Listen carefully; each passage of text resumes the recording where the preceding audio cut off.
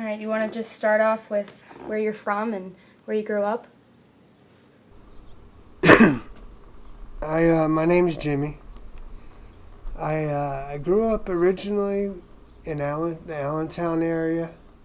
That's where all my family's from. So outside of Allentown until I was about 9 years old. No, 8 years old. 8 years old, we moved. Me, my stepdad, and my mom. We moved up to Wilkes-Barre, and I lived there till I was 19. How was your childhood like growing up? My childhood, early memories start at like 2 years old. So my biological father and my mother were married. They got a divorce when I was 3, but I still have memories of him, of him living with us. He was an alcoholic. She so she divorced him and got with my stepdad when I was about 4 years old. So I was the only child. It was me, my mom, and my stepdad. I'd visit my dad every other weekend. When I was about 5, he got with my stepmom, who already had a son, so I do have a stepbrother. But as far as how my childhood was with my mom, from 4 to 15, or 4 to 14, my mom and my stepdad were together. They were married for most of it. That was, I pretty much got what I wanted. But the white trash aspect was there. The abuse was there. There was a lot of partying. I remember them having really big parties most of the time. Every weekend they'd be partying, and I'd be like 6 years old and wake up early in the morning, and to eat I would, pick sausage off cold pizza, but I was happy with that, And so I was just used to being around partying, It wasn't every day, but definitely every weekend. Besides the weekends I was at my dad's. And at that point he was still drinking as well. So, continuing with my childhood, there was abuse, emotional, verbal, not too bad. My mom's alcoholism kind of went out of control when I was 14. Abuse from my stepdad as well. And again, being the only child, it was on me, I had no help, no one to turn to. So they end up divorcing. And I go from having a stable life as stable, outside of the abuse and partying that was around. It was a pretty stable life, though, like financially, to complete poverty. And she ends up getting with her boyfriend who had brain cancer. And so I ask her I'm 15 years old at this point, and I ask her for some money, And she's living at her boyfriend's house, and she comes out to me, she gives me $5 and says, "Hey, you're 15 now. You got to figure it out. You got to take care of yourself. You're on your own." So she ends up getting an apartment in a housing complex, low-income housing. And all they do, her and her boyfriend, is get drunk, pop pills, and smoke weed. And this guy hates me, His name's Jerry. My mom's name's Annette. And he constantly tries to kill me, like literally. And he doesn't care about the consequences because he knows he's dying. So he's not going to do life in prison. But So in order for me to survive, I had to steal to eat, sell drugs for clothes, sell drugs to get high, whatever. So 15 was the first time I did heroin. Were you doing other drugs before that, or? Actually, yeah, about 6 months before heroin, I tried weed for the first time. And we tried a couple other pills as well. Then I pretty much went to heroin. Stuck with that. I started selling weed and Oxy 40s. Cause I would get Oxy 40s cheap from these young kids who didn't know the value of them. So I would give them a dime of weed and they'd give me like 30 Oxy 40s. And so I was selling them and doing a lot of them. And for the most part, selling a lot of weed and pills. And like I said, I had no siblings, so the streets are my family. My crew was my family. Where were you living at that time? It's just Wilkes-Barre. Were you still with your mom, or? Yeah, we were living in the low-income housing. It is a little outside Wilkes-Barre, actually. Were you in school at all at the time? Oh, yeah, I was in school, but not going. I didn't barely go. Was always getting suspended. Wanted to get suspended. I remember my mom and her boyfriend wouldn't come out of their fucking room, man. And I remember fucking moldy fucking dishes, food growing mold, because they just wouldn't do anything. They wouldn't leave their room. And it was a very rough situation. He had this 12-inch knife he'd always chase me down with to stab me. He pulled out, I didn't know he had it. I went in the room to ask my mom for a cigarette. He fucking pulls out an axe, starts chasing me.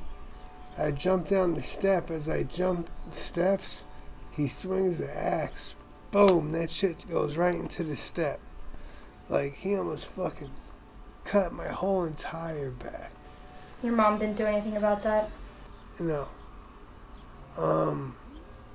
We'd have gasoline saying he's gonna burn me alive when I go to sleep.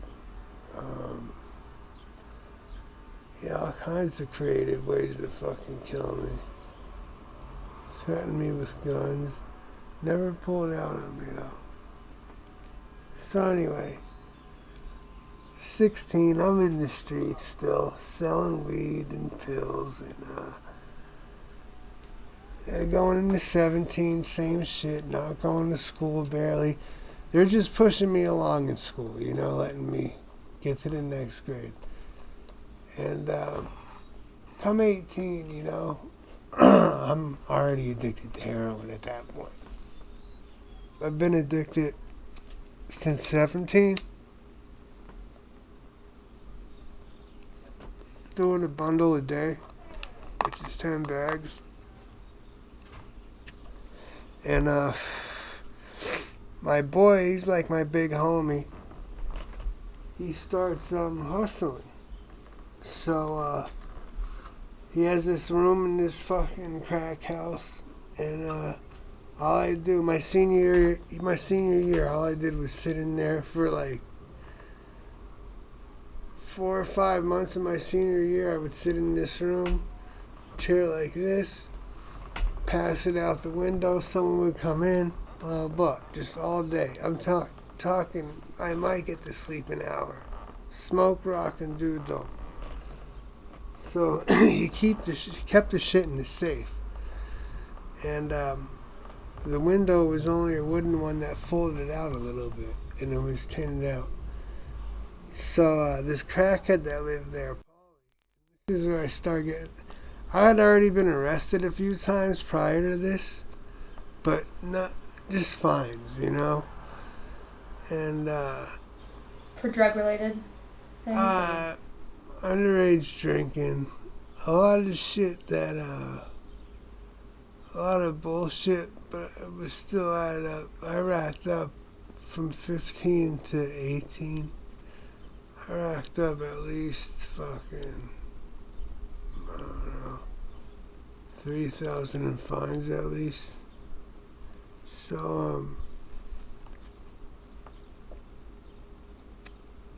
oh yeah, the one day, sitting there chilling, this crackhead starts shit with the owner of the building, because the owner was a trans and was with this guy. So he's asking them for something, and all of a sudden he starts calling them a fat. Wouldn't you know it, they call the cops. And they know everybody hustles there. My boy was paying them to hustle there, you know? And they're like, just fucking close the door and lock it, you know? So I'm sitting in this recliner right by this flimsy ass door.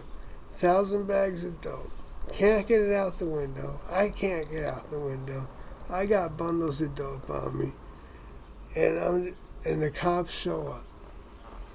And the first thing they say is, well, we're going to search all these rooms. And we'll start right here. And that was the room I was in. I just so happened to be in the one right next to the office. And they're like, you can't search it. We just called for blah, blah. They're like, yeah, we can. You fucking called us here. Now we can do whatever we want. And they're corrupt up there, you know? Very corrupt. There's this thing called Kids for Cash. Forget. I'll give you the info on it. So, yeah, they're going back and forth arguing. Finally, dude's like, alright, we're not going to search it. But if we come back, we're definitely searching this place. So they leave. I ain't gonna front, they had me shook, you know? I just turned 18 like a week prior to this, and I almost get caught with 1,000 bags of dope, or more than 1,000, because even I had shit on me. So I would say like I almost got caught with maybe 1,050 bags. So I gotta do something, you know. So I call my dad, who I would still visit him, but times he would come to get me, I'd purposely not be around because I wanted to be in the streets instead, you know. So I tell him like, yo, let me stay with you, let me get clean, you know. And he has to ask my stepmom, of course. So she's okay with it. So I move in, you know. And I'm sitting there one day, and my stepbrother goes in his mom's purse, goes to the ATM machine, and takes out money. I'm like, damn, bro, how much do you take out? And now throughout the years, I've been seeing him have money, but I didn't know where he was getting it from. He said 180. So, you know me, I've been in the streets. He's not at all about the streets, and he's slow kind of too. Bipolar. So, I'm like, look, give me half. We're going to do this shit so we don't get caught. So I made sure I never stayed in front of the camera. As time goes on, I start getting him to give me more. If he's taking 180, then you gotta give me 100. Then eventually he gotta give me 120, you know? Pretty much kept it at that, though. We ended up getting jammed up. My dad's like, if you don't tell us it was you, we're gonna check your cameras. And I was smart enough, so I said, go ahead, you know? Nothing for them motherfuckers. So, my stepbrother ends up snitching on me. The result of this is we both get kicked out. He got to move to Texas. My dad gives me an option. He says, if you join the military, you could stay here till you go in. I didn't want to go to the military, so right away Air Force wouldn't take me. Army. Throw every excuse at them. They're good. They'll take me.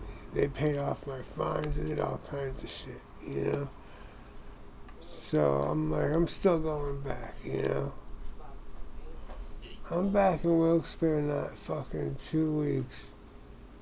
And we jumped some kid with, we had golf clubs and baseball bats. There was like 15 of us. Fucking decimated that kid.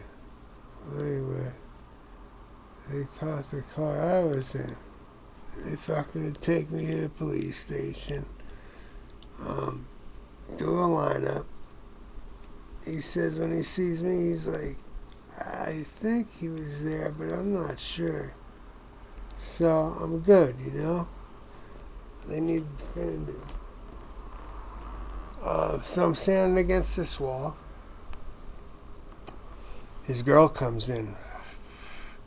Right away, she sees me and says, he was there. Fuck. Brings me back over to dude. Dude's like, yeah, he could have been there, but I'm not sure. And the cop's like, look, we already gave you 2 chances. If you don't know by now, we gotta let him go. So, they let me go. So I narrowly avoided a fucking aggravated assault. And that was 10 months prior, so I almost got caught with that dope. So now I really know what it is. Like, if I stay around, I'm going to jail, you know? And so I bounced. I went to the Army. Went to boot camp in Fort Knox.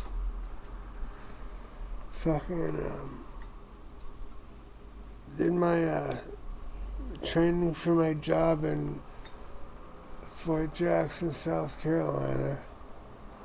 They ended up sending me to Huntsville, Alabama, which half of that base is NASA, and now they're using it for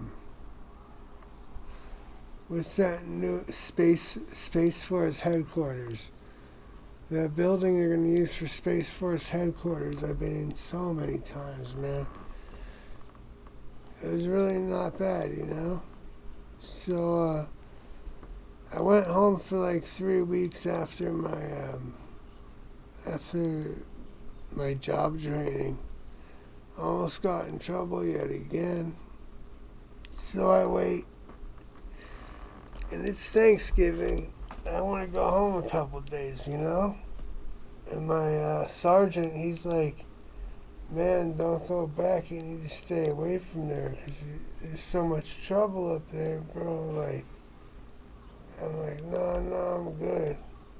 So I get in that night.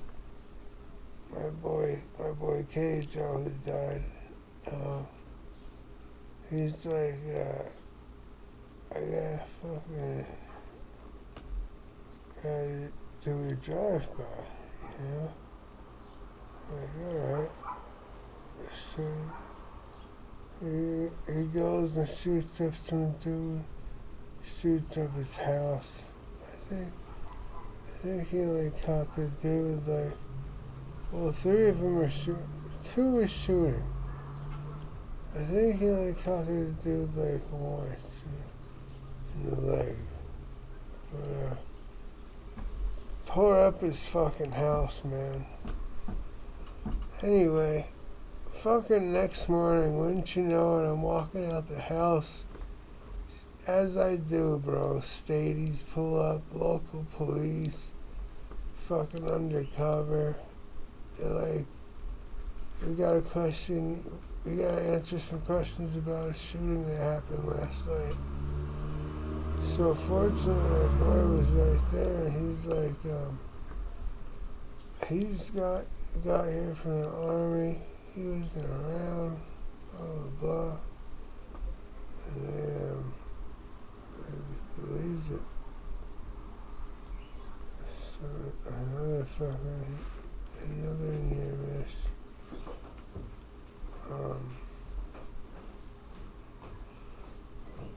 Not long after that, in May of '05, right? Can I get a drink? Yeah, go for it. So May of '05, right? I would take a bus to go home from Alabama to Wilkes-Barre. And on this particular time, I'd taken the bus. I have a 4-hour layover in Harrisburg. And I have this all planned out, what I'm going to do to kill time. I do one thing, and I'm like, you know what? I'm not gonna kill time. I'm just gonna sit here, you know. So as I'm walking back to the station, I see this girl sitting there, right? And I sit down. She starts talking to me, you know. So we're sitting there bullshitting, smoking a port, and we give each other our number as she's leaving. But she kissed me on the cheek, you know. So that stuck with me, you know what I mean? So anyway, I make it to Wilkes-Barre. I got like 2.5 weeks up there. I'm getting more numbers. By the time I get to Alabama, it's like 3 weeks from when I met this girl, you know? So I start looking through numbers, and I'm like, oh yeah, this bitch, you know? So I hit her up, and I start talking to this girl for hours a day. Like, we're talking to early morning. I have to wake up at like 5 for PT, physical training, pretty much to run, you know. So Were you on drugs on this time, or were you clean? I would drink pretty much on the weekends. Now, I would smoke rock, like when I would go in. I would smoke rock. Once in a while, I'll take a hit of weed. That was at this time. Maybe snort some gay. But yeah, at that time, a lot of it was just smoking rock, you know? But not a lot, barely ever. You know, maybe like fucking 3 times a year. So we hit it off. And I call my old head. I'm like, yo, bro, I can invite this girl down, but she's gonna have to stay. Like, what am I gonna do? You know what I mean?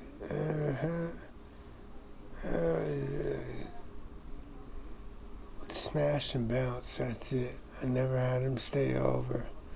Now I'm talking, this girl's gonna have to stay there for weeks, you know? And he's like, just do it, man. Tell her to fucking come down. I'm like, alright, bro. And he's to blame for my misery. No, man. She came down. I didn't want her to leave. She didn't want to leave. She ended up staying like a month. Then I go and visit her in York, like, about a month, 2 months later. And I get her pregnant.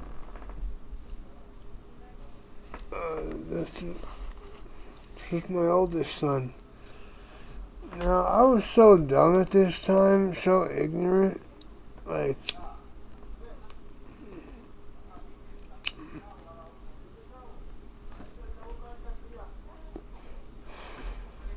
I would have strippers as my background picture. I would be telling her about bitches I fucked. I had her, there's this Puerto Rican girl at the barracks because it was a small base. And I'm like, yo, you could chill with her while I'm at work and shit. So she chills with her, and then I end up telling her, I'm like, oh yeah, I mean, don't get mad, but I fucked that bitch before. There's a lot of dumb shit, you know? So, no surprise she ends up breaking up with me during the pregnancy. I lost contact with her, you know? You ended up having another kid with her, though, didn't you? Yeah. But at this point, I lost contact with her.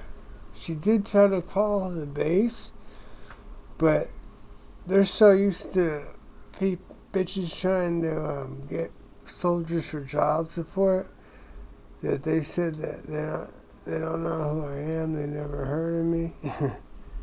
Looking out for me, you know what I mean? Anyway, that crushed me because I was getting so close to that fucking family unit. When I don't have the family unit, I go to the streets. And that shit broke down when I was 14-ish, you know? That stability with my stepdad. Even though there was abuse, it was pretty much way worse after she broke up with him, you know? So, You think you were at your happiest when you were with her? oh yeah. And we'll get to that, but like, every time almost. I'll break that down though later, because we're still in the infant stage of our relationship at this point, you know? She was 18, I was 20 when I met her, and then by the time she had my oldest, she was 19, I was 21. So, we lost contact. I go back to being crazy, like straight up crazy. Me and my one boy, because it was a small base. There's only pretty much two of us that were in the same age group that hung out, you know? Because everybody else started leaving.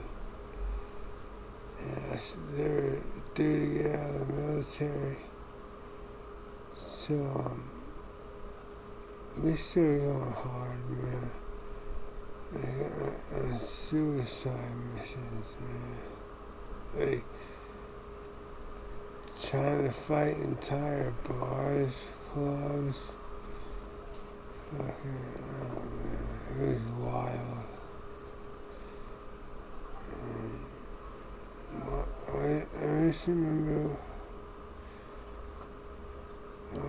walking around the bar, fucking holding a 7-inch shank, walking around looking for a kid that wouldn't give me a cigarette, or gave me a cocky response to a cigarette, and I'm walking around this bitch with this fucking 7-inch shank, nice little hook, sharp ass razor that curves, and I realized, holy fuck, I'm walking around with this shit out like that.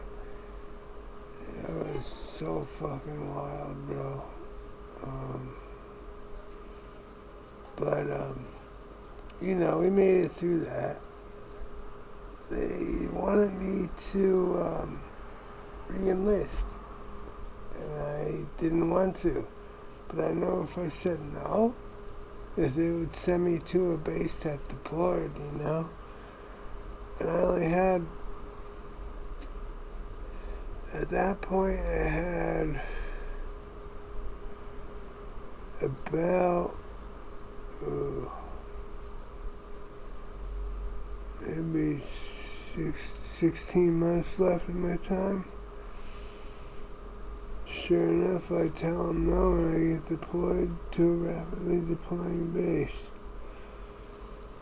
They tell me right away you're deploying whatever date, you know? And I ain't gonna front. In the beginning, when I signed up, I was nervous to go to war. But after you've been in, like, they train you. Like, they program you to be a fucking machine. So I wanted to go to the worst part, you know?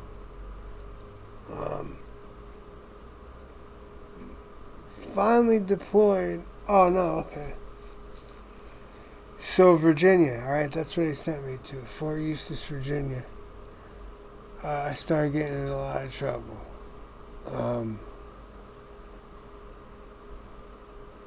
They were trying to kick me out. Now I got my deployment date. It's October 25th. I'm going to Kuwait. So we go end of July, we go to the field. August 1st, my phone was off. I get my phone on because we get paid on the 1st or 15th. So I turn my phone on and I see this number, the 717 area code. And I'm like, 717? Trying to think and shit.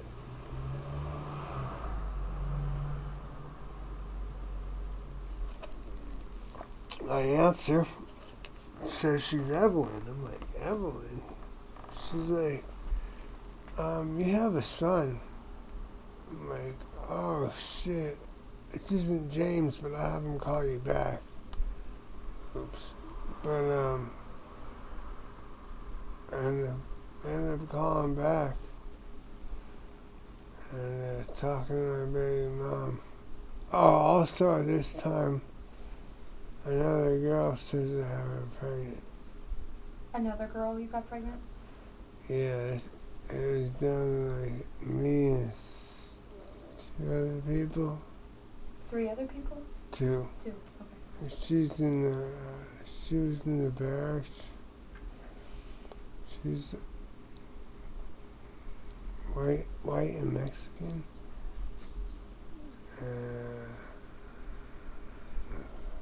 Do you talk to these kids at all? Well, the white and Mexican, right?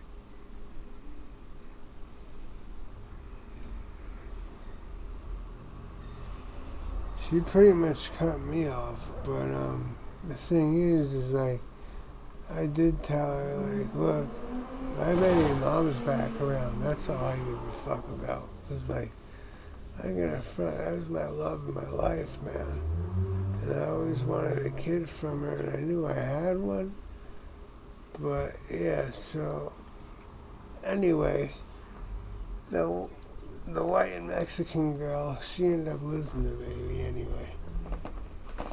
So I deploy.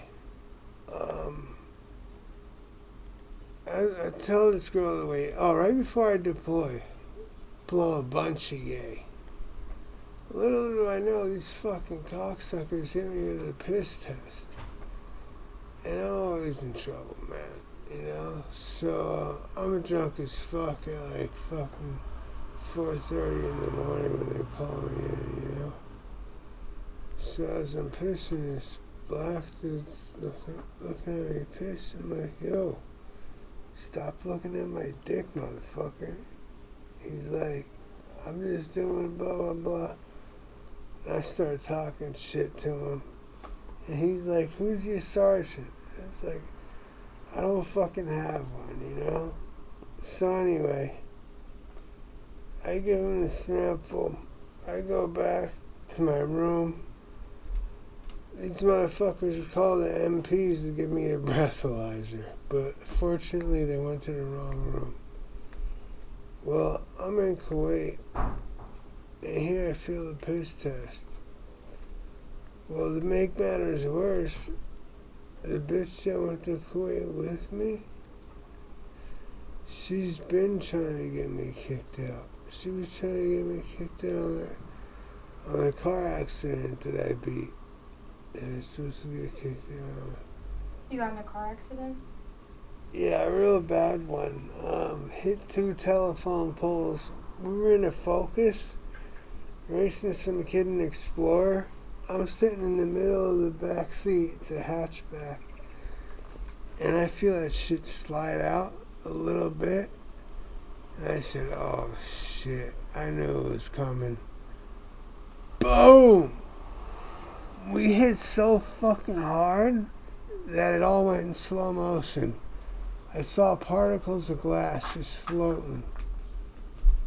And then snap back to full speed. Spinning around. Boom! Another hit. Fucking, I go to climb out the window. As I'm climbing out, white light. Boom! Transformer explodes. I'm running down the tracks with live wires. I got a scar here from it. My left ankle is still fucked up to this day. Yeah, I was wicked, man. Wicked. If I would have worn a seatbelt, I would have been fucking done. It shit would have split me in half. It's where I was supposed to be sitting in. I had a seatbelt for.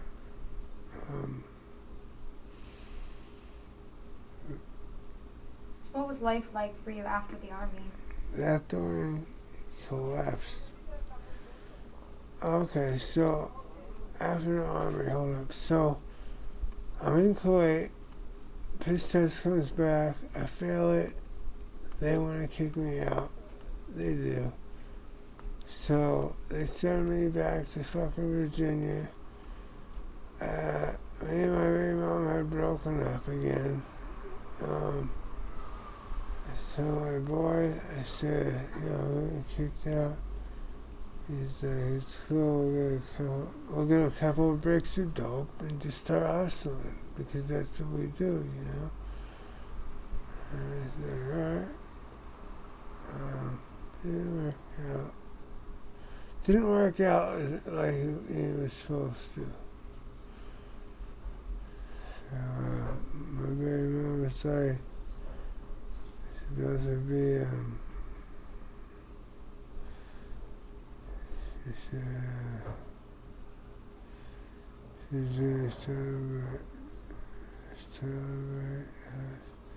she's gonna celebrate her birthday, because her birthday was on June 2nd, and I got kicked out on May 2nd, but I'm pretty much homeless, because I got kicked out of my mom's in the first week.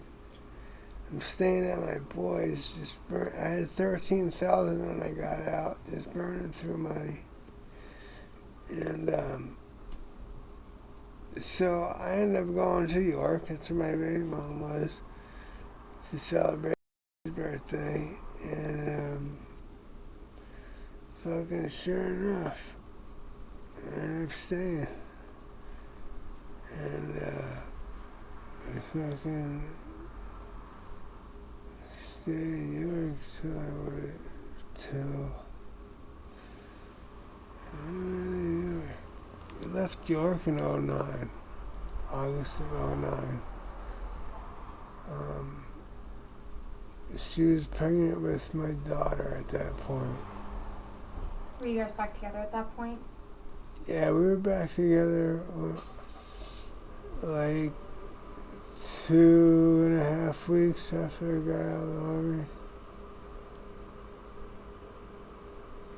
Yeah, we would do a lot of off-road shit.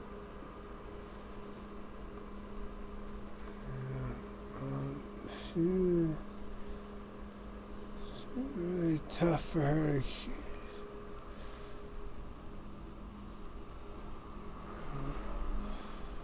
I don't know what's tough for her, what it is exactly, but my guess is it's hard for her to fucking make a long-term commitment. You know what I mean? She's narcissistic. She's narcissistic personality disorder. So, she loves conditionally, you know what I mean? So that makes stability and long-term relationship tough to do, you know? Because she may feel like, hey, I don't love you today because you didn't fulfill this, you know? And before we start where I left off, that aggravated assault charge I almost caught, when the cops surrounded us, they had a gun to my head. I got stuck up in York. They put a 45 to my chest. And 2 weeks leading up to that, every other night I would have a dream that by this blue store, the corner store, this dude would come from the other side of the road and fucking light me up. Sometimes I would fucking be paralyzed, sometimes I would die. And wouldn't you know it, where I got stuck up at was right around the corner from where that blue store was. And dude comes from the other side of the road and walks up on me. A biker, he pulled a gun out on me. Just trying to cover all that shit. But, so we're in York now. I have my oldest son. She's pregnant with my daughter. She ends up having my daughter on March 4th of 2010. And I say to myself, man, I gotta figure out a legal hustle, you know? I can't be selling drugs no more, you know? Did you want to get clean at this point? I was clean. Pretty much with her, I was good. Like, when I got out, I was an alcoholic before Kuwait, and I would pop X before Kuwait. When I got back from Kuwait, I started drinking again. And when I got out, I would drink every day, but she wanted me to stop. So not long after I got out, I stopped drinking every day. But I would drink like 3 or 4 times a week with her, you know? At this point, I would just drink like 2 or 3 times a week. And smoke one.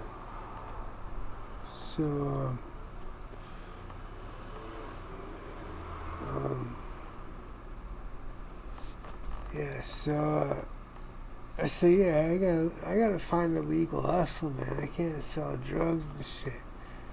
So, the place we were staying, some magazine comes in the mail. It's called Money Something, right? And they were talking about the stock market. So I'm like, fuck, I'm gonna learn that shit.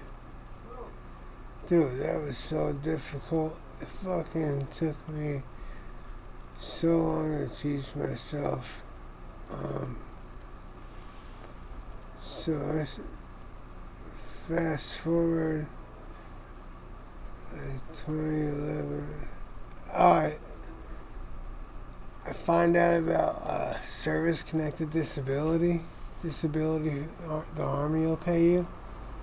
I applied for that. I got that. I didn't get anything for my foot, which I need because it's all fucked up. It's fucking out my leg even. 2011 was a good year. I started working in the VA.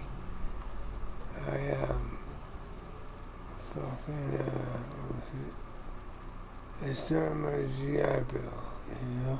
And you were clean at that point? Yeah, besides, like, actually,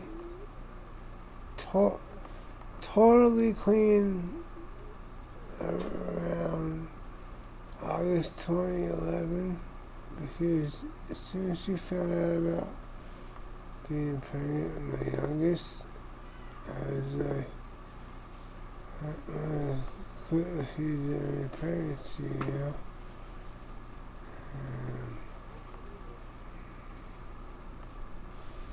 Just, I kept going after that, you know?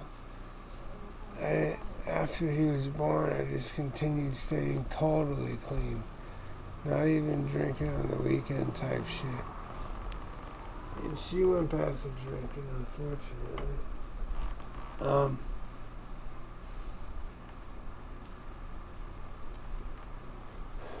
So, I'm clean, I'm doing good, I'm teaching myself stocks. I have nobody to teach me shit. I actually end up teaching myself this shit. Now I have 3 kids. I can get her pregnant again.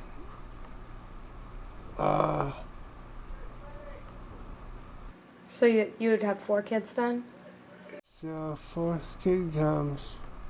She's Tahiri. It's a girl. I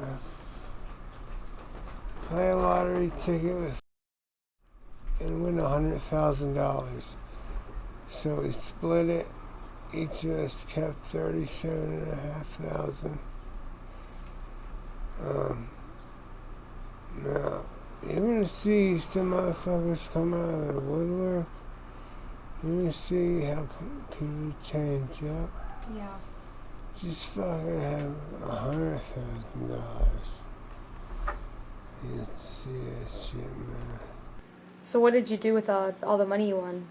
Well, my baby mom's mom wanted money, right? And my baby mom's like, he can't give you he gotta give me money, you know? And you said you have 4 kids now? Well, at this point I had 4 kids. So a week after winning the money, my baby mom's mom says, I need to talk to you. I said, okay, what's up? She's like, the 4th kid isn't yours, it's your boyfriend's. I'm like, what? She's like, yeah, she's been cheating on you. I said, oh shit. That shit didn't even hit me right away. It took like a day for it to actually hit me. And it fucked me up. So that money, I was about to level up, man. But I had to restart and get everything again, you know? Sure. Then try to stave off child support, you know? But so 2 months after that, my mom's boyfriend, another one, not the brain cancer one, he dies abruptly from pancreatic cancer, I think it was. And she's an alcoholic, you know? So he owned the house they were in. It was upstairs was a decent sized apartment. There was a small apartment downstairs in the storefront, right? Sure. So his brother said they're selling everything and putting it in the estate, you know? So, but he's like, your mom won't leave, and if she don't leave, they're not going to buy it. You got to get her out of here. I'm like, all right. So I go up there. They're literally remodeling while she's sitting in the living room getting drunk with all her shit in the middle of the floor. So I said, let's go, you know? I get the cat. I'm like, Hill, how much money does dude have in there? And she's like, a lot. I said, alright, we're cleaning that shit out before they get to it. Boom. About 32,000 I come up on after fucking running through 37 and a half. So, murder that shit. Murder, bro. Do you want to talk about your life now at all? We got about 10 minutes left. 10 minutes left. So, my baby mom, we were going back and forth still after I found out about the kid being someone else's. So I have 3 kids. We're going back and forth. Finally, I'm like, hey, I can't do this shit. Like, if it's hard on me, it's really hard on my kids. So that day I chose not to fuck with her. She used the kids against me ever since, right? And like I said, with the family thing, when I don't have the family, when I don't have the family security there, I go back to the streets. Now, my mom then finds out she has cancer. So her cancer's spreading. Everything just starts falling apart in 2018, like hard body. We get evicted. I'm driving her around. I got warrants and shit. We break down. Hottest day of the year. I call a cab. Get her to Lebanon Hospital. Get her inpatient. So she ends up going to hospice and dying within 3 months. So from August to November in 2018, I lost my house. I ran it for 6.5 years. My car, like 95% of my possessions. My kids, my mom.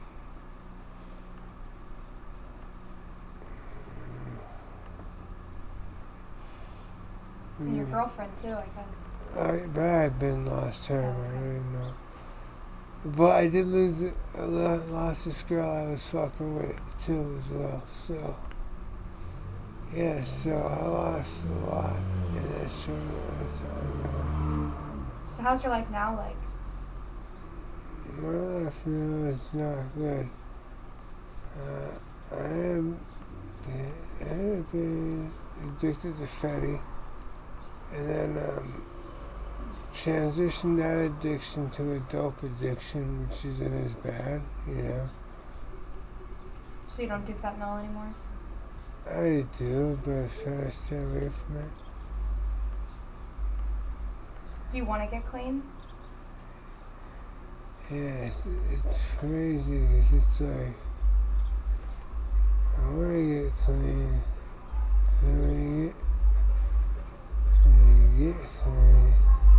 When you get clean, you're faced with the emotional pain times 10 that you've been trying to numb, or that you have been numbing. Sure.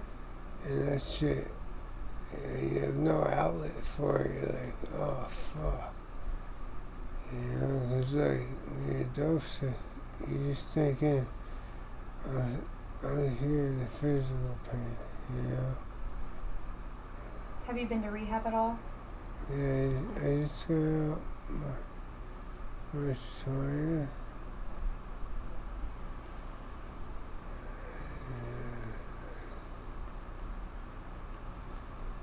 30 days I did. Do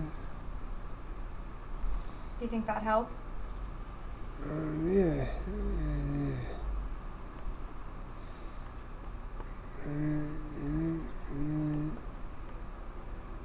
The really dumb decision I made is still thinking I could be in control, you know? Sure. And mastering the addiction, which never works, you know? So now I'm back in it, but You think you'll go back to rehab? I don't think, if I had to, yeah. I'm considering it, you know? But, What do you see for the future of yourself?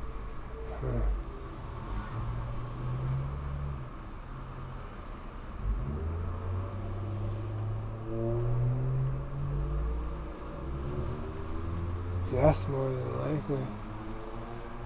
What was that? Death. Death? Yeah. You see yourself dying soon? Oh, yeah. How does that I make you mean, feel? I am ready to quit, but How do I feel? I don't fear death. I kind of court it to a certain extent, you know? I used to think I was impervious to a drug overdose, but I've OD'd from fentanyl and was dead. Gary saved me. Fucking entered this room that was all tie-dye, beautiful. Like rotating, spinning. And I came to. I died second time from heroin. And all the signs were right there leading up to my death. I just got out of rehab. It's like, if you do anything, if you do anything, you will die, he said. Sure enough, bro. I fucking damn near died. Well, I was dead. They Narcan me. That was recent. You know, but when I go through the death experience, like, that's when I'm like, oh shit, I don't want to die, you know? Mm-hmm. But, I think we covered everything. Do you have any closing thoughts or any advice you want to give to anybody who might be in a similar situation as you are? Advice to follow God. Definitely follow God. He brings me back to him, you know, like when I'm on my knees in fucking pain and misery, I crawl back to him and he puts me in that position every single time. Life doesn't turn out the way you expect it. Don't be disappointed by that. You know what I mean? I thought I'd be with my baby mom for life, you know. I thought it was a soulmate shit, you know.